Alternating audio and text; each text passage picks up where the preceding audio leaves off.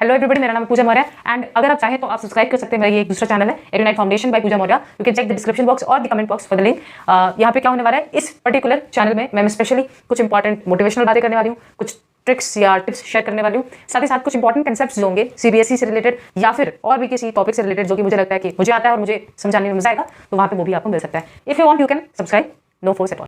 Hello everybody, welcome back to my YouTube channel. और आज के वीडियो में हम लोग डिस्कस करने वाले हैं वर्तमान भारत स्वामी विवेकानंद जी के बारे में। I will speak continuously. If there is sound around me, I am really sorry. पता नहीं क्यों ये मैं हर वीडियो में बताती हूँ, बट बहुत लोगों को चाहिए कि भाई एकदम मस्त क्वालिटी का वीडियो, आसपास कोई शोर शराबा ना हो। Ultimately this is not possible, at least in my location. ठीक है, तो वर्तमान भारत स्वामी विवेकानंद जी के द्वारा लिखा हुआ एक बुक है, इसके बारे में डिस्कशन करते हैं। देखो, क्वेश्चन तो आ सकता है इससे, और इसको थोड़ा सा हम डिटेल में लेकर जाएंगे, बट उतना भी डिटेल में ये है ही नहीं। आनंद मत तो आपने देखा था, मैंने 38 मिनट्स का पूरा वीडियो बनाया जिसमें बहुत ही डिटेल में कैरेक्टर्स का भी चर्चा किया है ना। लेकिन यहाँ पे ऐसा कुछ एज सच कैरेक्टर नहीं है। यहाँ पे जो डिस्कशन है वो मैं करूँगी। ठीक है, वर्तमान भारत, पहली बात तो इसको लिखा किसने है? स्वामी विवेकानंद। इसे याद रखा जाए। शुरुआत में जब इसे लिखा गया था तो ये एक ऐसे के फॉर्म में लिखा गया था। ऐसे हम सब समझते हैं, एक टॉपिक होगा जिसके बारे में हम लिखते जाएंगे कुछ पर्टिकुलर वर्ड्स, 1000, 2000 इस टाइप का। तो शुरुआत में ये ऐसे के रूप में ही लिखा गया था बाय स्वामी विवेकानंद। और इस ऐसे को 1899 में एक फेमस मैगजीन उद्बोधन नाम का एक फेमस मैगजीन में छपवाया गया था, पब्लिश किया गया था। मतलब यदि एक मैगजीन रहा होगा उद्बोधन, उसमें स्वामी विवेकानंद जी ने अपना जो ऐसे है उसको छपवाया है, बेशक 1899 में। और फाइनली इसको बुक के रूप में कब कंपाइल किया गया? वैसे तो ऐसे के रूप में लिखते जा रहे थे। इसको फाइनली बुक के रूप में कंपाइल किया गया 1905 में। ठीक है, तो शुरुआत में जब वर्तमान भारत आया, शुरुआत में जो वर्तमान भारत के बारे में अगर पूछा जाए तो हम लोग बोलेंगे इसको लिखे हैं स्वामी विवेकानंद। शुरुआत में ऐसे के फॉर्म में पब्लिश हुआ था 1899 में एक फेमस मैगजीन उद्बोधन में। बाद में इसको कंपाइल करके एक बुक के फॉर्मेट में पब्लिश किया गया 1905 में। ठीक है, देखो, नाम सुन के लगता है वर्तमान भारत। द वर्ड वर्तमान comes from the Hindi word वर्तमान। तुम लोगों ने अगर हिंदी में ग्रामर भी पढ़ा है तो यू नो वर्तमान काल, भविष्यत काल या भूतकाल। द वर्ड वर्तमान सिंपली मीन्स प्रेजेंट। तो वर्तमान भारत, वर्तमान बेसिकली तुम बोल सकते हो कि बंगाली तरीके से वर्तमान का प्रोनाउंसिएशन होगा वर्तमान, है ना। जो हिंदी में हम लोग वर्तमान बोलते हैं, प्रेजेंट, इसी को बंगाली में कैसे बोलेंगे? वर्तमान। तो वर्तमान भारत। तो तुमको लग रहा होगा दीदी इस बुक में कहीं ना कहीं आज के प्रेजेंट डे में इंडिया कैसा है, इंडिया का वर्तमान स्थिति कैसा है, इसके बारे में डिस्कशन होगा। बट ऐसा नहीं है। मैं क्या बोल रही हूँ, कैन यू कैच? मैं ये बोल रही हूँ वर्तमान भारत। द वर्ड वर्तमान means present, Bharat means India. तो तुमको टाइटल देख के ऐसा लग सकता है कि दीदी प्रेजेंट डे इंडिया के बारे में चर्चा होगा, आज के इंडिया के बारे में चर्चा होगा। बट ऐसा नहीं है। इस बुक में, जो वर्तमान भारत नाम का ये बुक है, इस बुक में इंडिया के पास्ट के बारे में चर्चा उठाया गया है। तो काफी अजीब है। बट दीदी क्या लिंक है, तब ये टाइटल क्यों रखा स्वामी विवेकानंद ने? अगर पास्ट के बारे में ही चर्चा उठाना था तो यहाँ वर्तमान लिखने का क्या तुक बनता है, देखेंगे। तो अभी तक मैंने क्या क्या पॉइंट बोला है? अभी तक 1899 में ऐसे के फॉर्म में पब्लिश हुआ था वर्तमान भारत बाय स्वामी विवेकानंद। इसको फाइनली बुक के फॉर्म में कंपाइल किया गया 1905 में। एंड वर्तमान भारत नाम सुन के लगता है प्रेजेंट डे इंडिया के बारे में डिस्कशन होगा, बट ऐसा नहीं है। इंडिया के पास्ट के बारे में यहाँ पे डिस्कशन चल रहा है। क्या है, देखो, इसमें स्वामी विवेकानंद जी ने ये बताया है कि इंडिया में किस प्रकार क्लास स्ट्रगल एग्जिस्ट करता है। अब इससे पहले कि तुम यहाँ देखो, मैं चाहूँगी कि तुम यहाँ देखो। जो लोग हिंदू धर्म के नहीं हैं, अगर तुम लोग मुसलमान हो, ठीक है, तो हो सकता है कि तुम लोगों को डिफ़िकल्टी हो समझने में कि आखिर मैं क्या बता रही हूँ। देखो, हमारे हिंदू धर्म में हम लोगों ने हिंदू कास्ट को 4 कैटेगरीज में बांटा है। मतलब हमारे हिंदू धर्म के अनुसार हम लोगों ने सोसाइटी को 4 कैटेगरीज में बांटा है। टॉप मोस्ट कैटेगरी जो होता है वो होता है ब्राह्मण। बेसिकली ब्राह्मण कौन होते हैं? ब्राह्मण प्रीस्ट को बोला जाता है, पुजारियों को, है ना, पुजारियों को ब्राह्मण बोलते हैं। फिर जो सेकंड कैटेगरी है, सेकंड पोजीशन दिया गया है, वो है क्षत्रिय। क्षत्रिय कौन है? People who take part in war. जो तुम लोगों ने देखा है ना, जो मूवीज के अंदर वॉर में, लड़ाई में जो पार्टिसिपेट करते हैं, युद्ध में जो पार्टिसिपेट करते हैं सैनिक, सेनापति लोग, ये लोग क्षत्रिय क्लास से बिलोंग करते हैं। फिर आता है वैश्य। वैश्य सिंपली मीन बिजनेसमैन, वो लोग जो व्यवसाय करते हैं, जो बिजनेस करते हैं। और शूद्र मीन्स लेबरर्स। अब जरा समझो, इंडिया में, अच्छा, इंडिया में टॉप मोस्ट पोजीशन पे राजा था। राजा को मत छोड़ो, टॉप मोस्ट पोजीशन पे राजा है। राजा के बाद अगर सबसे ज्यादा रिस्पेक्टफुल अगर कोई पोजीशन है तो वो है ब्राह्मण, उसके बाद क्षत्रिय, उसके बाद वैश्य, उसके बाद शूद्र। ब्राह्मण वो लोग हैं जो पूजा पाठ करते हैं, है ना। क्षत्रिय वो लोग हैं जो वॉर वगैरह में पार्टिसिपेट करते हैं। वैश्य वो लोग हैं जो बिजनेसमैन हैं। शूद्र वो लोग हैं जो लेबरर्स हैं, जो मेहनत मजदूरी करके अपना पेट पालते हैं। अब तुमको ये डाउट हो सकता है कि दीदी आप बनाने को तो इस तरीके से भी 1 2 3 4 लिख सकती थी, ऐसे एक ट्रायंगल बनाने का क्या जरूरत था? देखो बेटा, देख रहे हो स्टार्टिंग वाला ये छोटकू सा ट्रायंगल का साइज छोटा है। ये सिग्निफाई करता है कि ब्राह्मण का जो पॉपुलेशन था वो छोटा था, ज़्यादा लोग ब्राह्मण नहीं थे, मतलब ज़्यादा लोग ब्राह्मण कैटेगरी से बिलोंग नहीं करते थे। फिर ये वाला देखो, ये वाला, इसमें तुमको एरिया ज़्यादा दिखाई दे रहा है, तो यहाँ पे क्षत्रिय का पॉपुलेशन ब्राह्मण से ज़्यादा था, वैश्य का पॉपुलेशन क्षत्रिय से ज़्यादा था, एंड शूद्र का पॉपुलेशन वैश्य से ज़्यादा था। इस तरीके का क्लासिफिकेशन था इंडिया के अंदर, हिंदू धर्म में पर्टिकुलरली, ठीक है। स्वामी विवेकानंद बोल रहे हैं कि सिर्फ ऐसा इंडिया में देखने को नहीं मिलता, पूरे वर्ल्ड में, भले ही नाम अलग अलग यूज किया जाए, पूरे वर्ल्ड में ही इस टाइप का क्लासिफिकेशन देखा गया है। जहाँ पे एक पोजीशन होता है जो पुजारी होता है। तुम लोग अगर क्लास 9 के हिस्ट्री को थोड़ा बहुत पढ़े हो तो वहाँ पे फ्रेंच रेवोल्यूशन के बारे में पढ़े थे, वहाँ पे भी first state, second state, third state के बारे में पढ़ा था। क्लर्जी, नोबल, फिर उसके बाद थर्ड स्टेट था, जहाँ पे तुम लोगों ने क्लर्जी को प्रीस्टली क्लास बोल दिया था, पुजारी लोग, नोबल को क्षत्रिय लोग बोल दिया गया था, एंड थर्ड स्टेट में बाकी सारे लोग आ गए थे, सब कुछ मेहनत मजदूरी करने वाले। तो देखो एग्जैक्टली ऐसा नहीं तो लगभग ऐसा टाइप का क्लासिफिकेशन, ऐसा टाइप का डिफ्रेंसिएशन वर्ल्ड के हर कोने में देखने को मिला है। तो यहाँ पे यही बोलते हैं इस बुक के अंदर, वर्तमान भारत के अंदर इन्होंने इंडिया के इस जो कास्ट सिस्टम है, जो क्लास का डिवीजन किया गया है, उसके बारे में चर्चा उठाया है। इन्होंने बोला कि सिर्फ इंडिया ही नहीं, एवरीवेयर इन द वर्ल्ड ब्राह्मण, क्षत्रिय, वैश्य, शूद्र ऐसे कैटेगरीज हमको देखने को मिलेंगे। एग्जैक्ट इसी नाम से नहीं होगा, नाम अलग हो सकता है, बट ऐसी तरीके से कैटेगराइज्ड होगा ही होगा, जरूर हम देखते हैं। स्वामी विवेकानंद की बातों को हल्के में नहीं लेना है, कितने रिस्पेक्टफुल ऑनरेबल पर्सन थे, ये चैप्टर 2 में भी हम लोग डिस्कस करेंगे, ठीक है। इन्होंने अपने बुक में एक बहुत इंपॉर्टेंट बात कहा, यहाँ पे बोला गया है rule over the world by turns. इसका मतलब क्या है? सबसे पहले राजा का रूल था, राजा को हराकर जो पोजीशन पे आते हैं वो है ब्राह्मण लोग, ब्राह्मण को हरा के जो पोजीशन पे आते हैं वो है क्षत्रिय, क्षत्रिय को हरा के वैश्य लोग पोजीशन पे आएंगे, और वैश्य को हरा के शूद्र पोजीशन पे आएंगे। यानी धीरे धीरे करके हर एक क्लास रूल करेगा, आने वाले समय में धीरे धीरे करके हर एक क्लास रूल करेगा। ब्राह्मणों का रूल खत्म हो चुका है, हमारे पास्ट में ऐसे कई इंसिडेंट्स हमें देखने को मिले हैं जहाँ पे ब्राह्मण राजाएं हुआ करते थे, ब्राह्मण लोग रूल करते थे। उसके बाद क्षत्रिय का रूल देखने को मिला।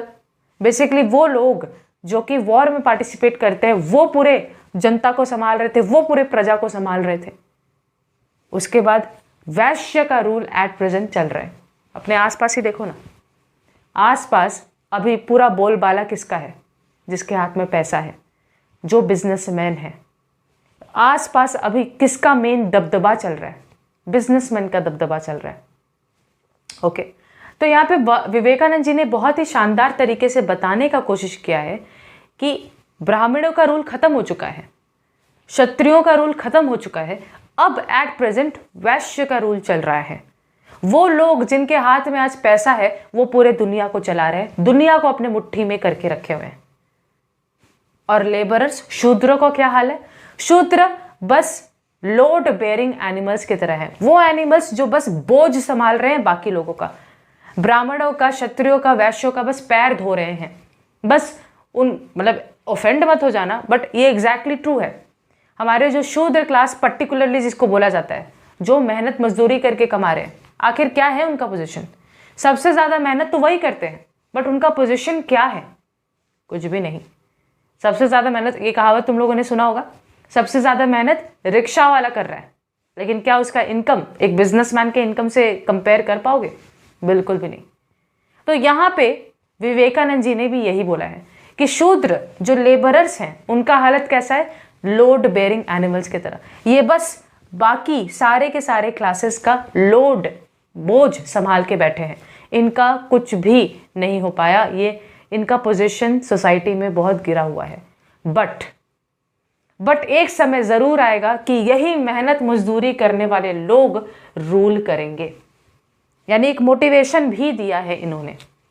ये जानते हैं कि इंडिया में, देखो इंडिया में अधिकतर आबादी इसी क्लास में बिलोंग करता है, लेबरर्स हैं, मेहनत मजदूरी करके कमाते हैं। तो स्वामी विवेकानंद जी ने मोटिवेशन दिया है कि एक समय आएगा जब मेहनत मजदूरी करने वाले लोग ही आ करके रूल करेंगे सबके ऊपर। इस रूल, देखो रूल करने को नेगेटिव मत पोर्ट्रे करो, और रूल करेंगे अहंकार आ जाएगा, नहीं नहीं। रूल करेंगे यानी उनका भी एक से होगा सोसाइटी में, से होगा यानी वो अपना भी ओपिनियन पेश कर पाएंगे सोसाइटी में। अभी तो वो बोलने जाते हैं, लेबरर्स जो लोग कमा नहीं पा रहे हैं, अगर वो मुंह भी खोलते तो हम बोलते चुप रहो। बट एक ऐसा भी ज़माना आएगा जब लेबरर्स भी खुल के अपना पॉइंट रखेंगे, और धीरे धीरे वो ज़माना आ भी रहा है। ठीक है, तो अभी तक मैं यहाँ का स्टोरी रिपीट कर दूं। वर्तमान भारत ऐसे के रूप में पब्लिश हुआ था 1899 में, फेमस मैगजीन उद्बोधन में। फाइनली बुक के रूप में पब्लिश हुआ 1905 में। इसका नाम तो है वर्तमान भारत, तो सुन के एक्साइटेड नहीं होना है, क्योंकि यहाँ पे डिस्कशन वर्तमान यानी प्रेजेंट भारत नहीं, पास्ट के भारत के बारे में हुआ है। और कहीं ना कहीं प्रेजेंट या फ्यूचर के बारे में एक प्रिडिक्शन, एक अंदाज़ा लगाया है स्वामी विवेकानंद जी ने। इन्होंने कहा है कि ये जो इंडिया के अंदर क्लासेस देखने को मिलते हैं, ब्राह्मण, क्षत्रिय, वैश्य, शूद्र, ये क्लासेस सिर्फ इंडिया में ही नहीं, ये everywhere in the world it is found.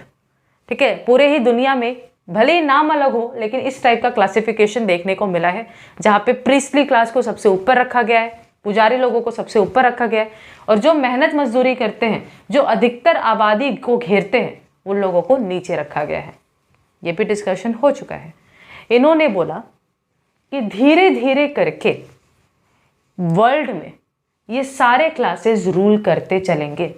ब्राह्मणों का रूल, ये लोग जो पूजा पाठ करते हैं, इनका रूल खत्म हो चुका है। क्षत्रिय का रूल खत्म हो चुका है। एट प्रेजेंट वैश्य यानी बिजनेसमैन का रूल चल रहा है। अपने आसपास देखो, आज जिसके पास पैसा है, जो बिजनेसमैन है, जो करोड़ों में खेल रहा है, वही तो पूरे ज़माने को कंट्रोल करके रखा है। और शूद्रों का क्या हाल है, लेबरर्स का क्या हाल है? They are basically the load bearing animals. ये वो जनता है, ये वो आबादी है जो सबसे ज़्यादा मेहनत तो करता है, बट ये बस दूसरों का बोझ अपने कंधे पर रखकर चल रहा है। इसका कोई भी भला नहीं हुआ सोसाइटी में। मगर स्वामी विवेकानंद जी एक मोटिवेशन देते हैं। ये कहते हैं कि एक समय आएगा जब शूद्र भी ऊपर रूल करेंगे। शूद्र भी रूल करेंगे, इसका मतलब यह है कि शूद्र भी अपना ओपिनियन सोसाइटी में रख पाएंगे। ठीक है, आई होप कि आज मैं थोड़ा ज़्यादा फास्ट नहीं बोल रही हूँ। ओके, अब यहाँ पे सबसे ज़्यादा जो इम्पोर्टेंट चर्चा उठाना है वो ये है, मान लो कि विवेकानंद जी का पूरा बुक है, बुक के एंड में इन्होंने एक बहुत ही इंस्पायरिंग लाइन लिखा है। जैसे होता है ना, तुम पूरे के पूरे बुक को पढ़ लिए और बुक के एंड में कुछ ऐसे लाइन होंगे जिसको पढ़ के तुमको लगेगा कि वाह क्या कह दिया है। उसी तरीके से वर्तमान भारत, ये पूरे के पूरे बुक के जो एंडिंग पैराग्राफ है उसमें एक मंत्र लिखा था। मंत्र क्या होता है? मंत्र कुछ शब्द होते हैं जिसको जब तुम बार बार रिपीट करते हो तुमको एक इंस्पिरेशन, एक मोटिवेशन फील होता है ना। मंत्र का जब हम बार बार जाप करते हैं, बार बार मंत्र को दोहराते हैं, मंत्र यानी इंग्लिश में चैंटिंग, जब हम लोग बार बार किसी मंत्र को दोहराते रहते हैं, उसको रिपीट करते रहते हैं, तो कुछ ना कुछ इंस्पिरेशन, कुछ ना कुछ मोटिवेशन मिलता है। तो वर्तमान भारत में जिस मंत्र का जिक्र किया गया है उसका नाम है स्वदेश मंत्र। ये एमसीक्यू के रूप में एक क्वेश्चन के फॉर्मेट में पूछा जा सकता है कि स्वदेश मंत्र का जिक्र किस टेक्स्ट में मिला है वर्तमान भारत में। ठीक है, तो दीदी स्वदेश का मतलब क्या है? मंत्र यानी जाप, चैंट, स्वदेश यानी अपना देश, स्वदेश यानी अपना देश। तो वर्तमान भारत के एंडिंग पैराग्राफ में कुछ ऐसी बातें लिखी हैं विवेकानंद ने जिसको पढ़ के अपने देश के बारे में एक बहुत ही प्राउड फीलिंग तुम्हें होगा। देखो क्या इन्होंने अपने इस मैजिकल चैंट में, जो कि हमारी भारत माता के लिए है, जो हमारी भारत माता के लिए है, इसमें कहा है कि अब समय आ गया है कि हर इंसान अपने आप को पहचाने, हर इंसान अपने अंदर एक पोटेंशियल देखे, हर इंसान ये महसूस कर ले कि वो इंडिया में पैदा हुआ है। इंडिया में पैदा होना ही एक बहुत बड़ी बात है। इन्होंने ये बात कह दिया, इंडिया में पैदा होना, वो उस कंट्री में पैदा होना जो अपने कल्चर, अपने रिलीजन, सबके लिए इतना ज़्यादा प्रसिद्ध है, इतना ज़्यादा इम्पॉर्टेंट और इतना ज़्यादा बेहतरीन है। इस कंट्री में पैदा होना ही एक बहुत बड़ी बात है। इन्होंने बोला कि वो लोग जो बाहर के वेस्टर्न स्टाइल को इमिटेट कर रहे हैं, वेस्टर्न स्टाइल को इमिटेट करना मतलब बाहर के पोशाक पहन रहे, जैसे मैं खुद अभी इस समय शर्ट पहने हुए हूँ, ये वेस्टर्न स्टाइल है ना। हमारा इंडियन ट्रेडिशन बिल्कुल भी ऐसा नहीं है। तो स्वामी विवेकानंद जी ने कहा है कि वेस्टर्न स्टाइल से तुम बहुत ज़्यादा इन्फ्लुएंस हो रहे हो, वेस्टर्न स्टाइल को छोड़ो, अपने इंडियन स्टाइल पे नज़र मारो।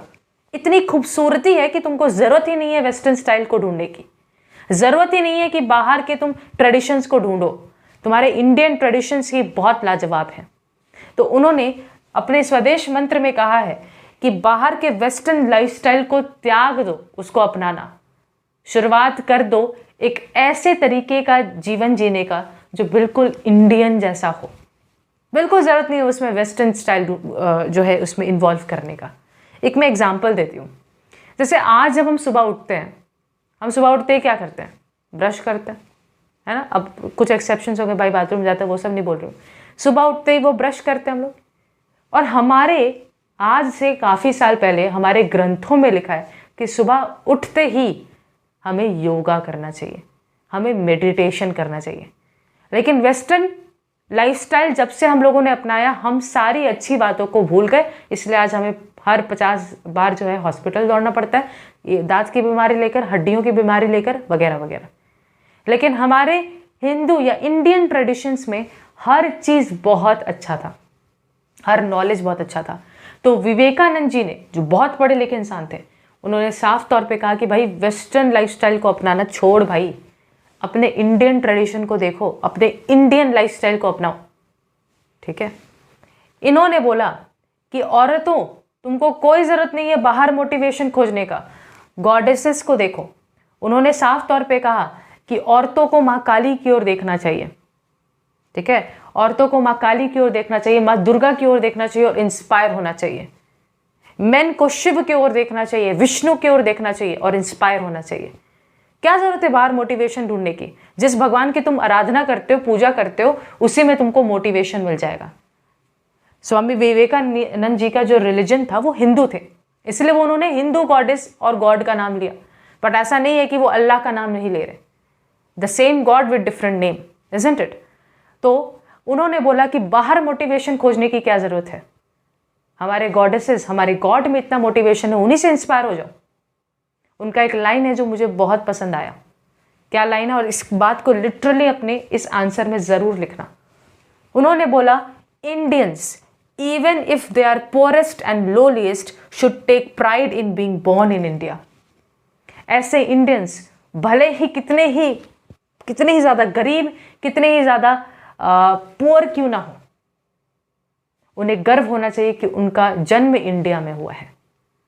बहुत बड़ी बात होती है कि गरीबी में जियो, कोई बात नहीं है, बट गर्व रहे तुम्हारे अंदर, एक प्राउड फीलिंग हो तुम्हारे अंदर कि भाई हमारा जन्म इंडिया में हुआ है और किसी कंट्री में नहीं, इंडिया में हुआ है। अब इसका मतलब ये नहीं कि और किसी कंट्री से नफरत करते थे, बिल्कुल इसका मतलब ये नहीं है, बट अपनी कंट्री के लिए बहुत प्यार था, ये बताने की कोशिश करी गई है। तो स्वदेश मंत्र में इन्होंने जो स्वामी विवेकानंद जी हैं, उन्होंने सबको मोटिवेशन दिया है कि क्या ज़रूरत है बाहर ढूंढने की अपनी मोटिवेशन को, क्या ज़रूरत है वेस्टर्न लाइफस्टाइल को अपनाने की। हमारे इंडियन ट्रेडिशन क्या काफ़ी नहीं है, उसी को अपनाओ। तो यहाँ पे इस टाइप का मोटिवेशन देखने को मिलता है।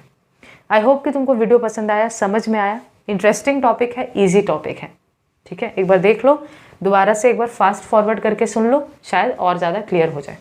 Thank you so much for watching. मिलता है अगले वीडियो में।